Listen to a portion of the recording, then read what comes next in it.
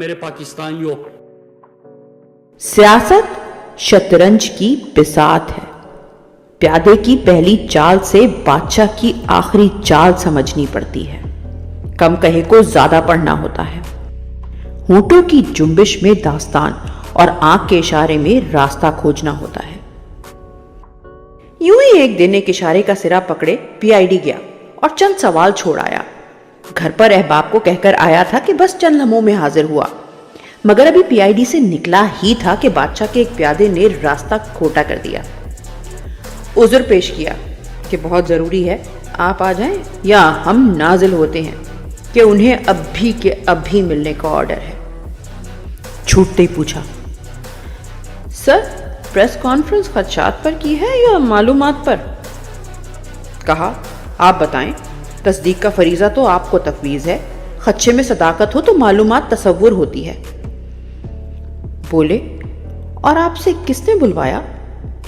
میں نے کہا، کسی نے نہیں، یوں ہی بیٹھے بیٹھے 2 اور 2 4 کر رہا تھا اور جواب 5 آ رہا تھا تو سرا ڈھونڈنے چل پڑا. سوالی جھنجھلا کے چل پڑا. اگلے دن پھر گھنٹی بجی، بولائے افسر حاضر ہوئے. سر آپ کو وزیر اعظم نے کہا تھا پریس کانفرنس کے لیے. پوچھا، وہ کیوں کہیں گے؟ جواباً بھی سوال آیا. چند دن پہلے ارشد شریف کے پروگرام میں بھی مسکراتے ہوئے کچھ ایسا ہی تذکرہ کیا تھا آپ نے. آپ کیا جانتے ہیں؟ اب تو مجھے بھی تجسس ہوا کہ میں کیا جانتا ہوں. ارشد سے تذکرہ کیا کہ اشارہ تو کہیں اور کو کیا تھا، تشویش کہیں اور اٹھ رہی ہے، تو وہ بھی مسکرا دیے. چند دن بعد وزیر اعظم کے ساتھ مہمند کا سفر درپیش تھا. پوچھا، سر کیا اسرائیل کو تسلیم کرنے کے حوالے سے صرف بیرونی دباؤ ہے یا اندرونی بھی؟ خان صاحب بھی مسکرا دیے. بولے، پریس کانفرنس کی ٹائمنگ اچھی تھی. اب تو میرا بھی مسکرانا بنتا تھا. لندن میں ہونے والی ایک ملاقات کا تذکرہ کیا تھا میں نے اپنی پریس کانفرنس میں. اسرائیل کے حوالے سے عمران خان کی تقریر کا کلپ چلایا تھا اور سازشوں کا ذکر کیا تھا. جو 2 اور 2 4 میں کر رہا تھا اس میں 5واں فریق کون تھا؟ اس کا جواب پی آئی ڈی سے منسٹر انکلیو کے رستے میں مل گیا تھا. اسرائیل پر عمران خان کا موقف کیا تھا، کیا ہے اور کیا رہے گا، اس کا جواب مجھے تو عمران خان کے ساتھ سفر میں ہی مل گیا تھا. مجھے ہے حکم ازاں، لا الہ الا اللہ.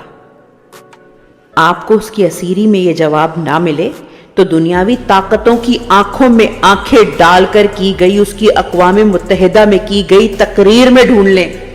باقی گتھیاں سلجھانے کے لیے یوکرین جنگ میں ہمارے کرم فرماؤں کے کردار، رجیم چینج کے فوراً بعد اسرائیل بھیجے گئے وفد کے نمائندگان، اور اگر گزشتہ برس اکتوبر میں حماس کا حملہ نہ ہوتا تو ہمارے ہاں کیا ورکنگ ہو چکی تھی کا جواب ڈھونڈ لیں. میں کچھ زیادہ کہوں گا تو حساس معاملات چھیڑنے کا ایک اور الزام لگ جائے گا. یہ کلپ آپ لوگوں نے ریکارڈ کر دیا، ایک FIR یہ ہے.